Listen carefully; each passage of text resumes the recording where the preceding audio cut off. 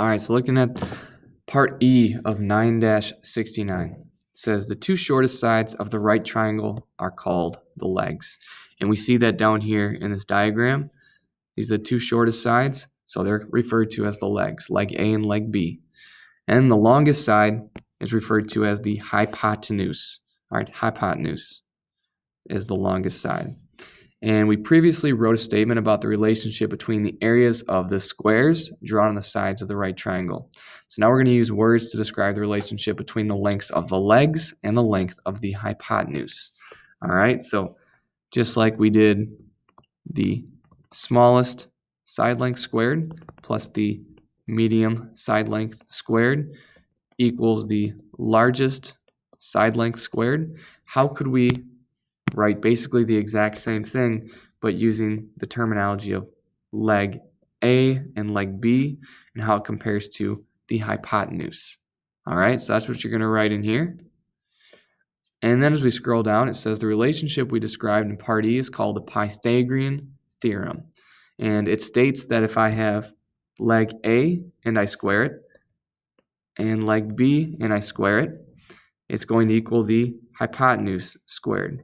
So we can write that as simply a squared plus b squared equals c squared. This is how you'll see it time and time again. This is the easiest way to remember it.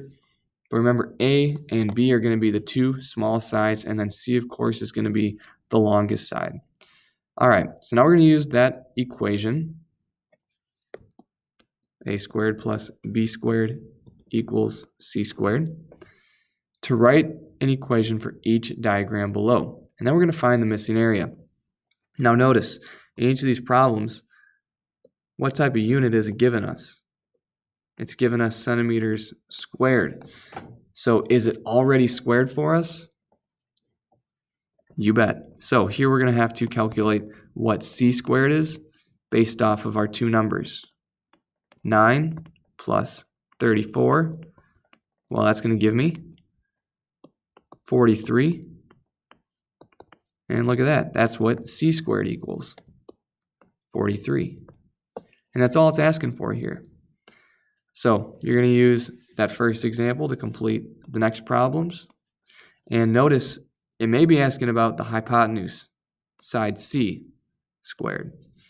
Or it may be asking about one of the legs squared. Think about how you'd have to write this equation here. It might look a little different from up here, or at least you might have different puzzle pieces that you're plugging in to figure out the missing side length and its area. Now we're looking at 9-71, and it says in lesson 9.2.1, you found a relationship between the squares of the sides of triangles and the type of triangle you created, whether it be acute, obtuse, or right. And we discovered that if the sum of the squares of the two shortest sides in a triangle equals the square of the length of the longest side, then the triangle is a right triangle, just like we talked about above. So we're going to use this idea to determine whether the lengths listed below form a right triangle or not, and explain our reasoning. So same deal as above, except this time instead of giving us squares, it's given us the side lengths that we could turn into squares. So we've got 15 and 36 as A and B, or the two legs. And then we've got our longest side, or side C, and this is the hypotenuse. So I'm going to go ahead and draw this out. It's a right triangle, of course. And my smallest side is 15 feet. My longest side is 36 feet. And we're looking for the unknown. I'm sorry, we do have the side length given here. 39 feet is the hypotenuse, the longest side. All right. And so we're going to have to see if we can figure out whether or not this is indeed a right triangle. So what I'm going to do here is plug it into my formula of a squared plus b squared equals c squared. And I'm going to do 15 squared plus 36 squared. Does it in fact equal 39 squared? So I'm going to grab my calculator here and type in 15 times 15, or hit 15 and then the square button. And that's going to give me 225. Same thing with 36. 36 squared, that's going to give me 1296. And does that equal what 39 squared is? That's 1521 for 39 squared. And now I just need to see if when I add these two together, does it give me 1521? And it does. So since a squared plus b squared does in fact equal c squared, then I can assume that this is, yes, a right triangle. And I have my reasoning here to support it. All right, then you can look at B, C, and D. Again, pay attention to units. Are they squared already, or do we have to square them? And then you have 9-72. And here we're given side lengths, and we're asked to find the square of the missing side. And this side we have A and B given to us, our two legs, and we're trying to find the hypotenuse, or side C. And since it's a square, we're going to look for C squared. So A squared plus B squared equals C squared. Right now, you have to think about, are they squared already, or do I have to square 3 and 11?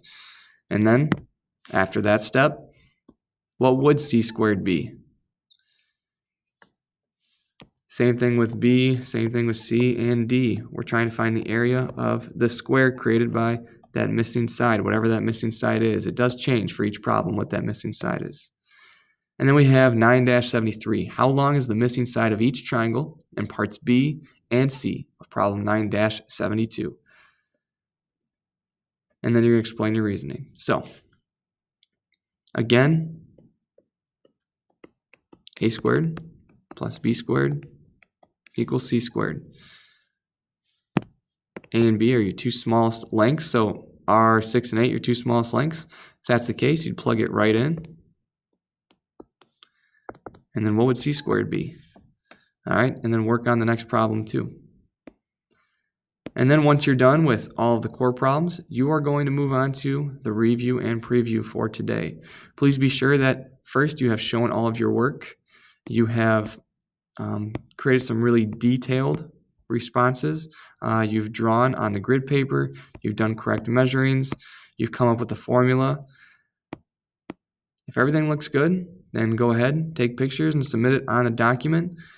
Help each other out, talk to your classmates, use resources, use the book, and if you still have some questions, of course, you can ask your teacher. All right, wonderful job. Thank you so much for joining. Have a wonderful rest of your day.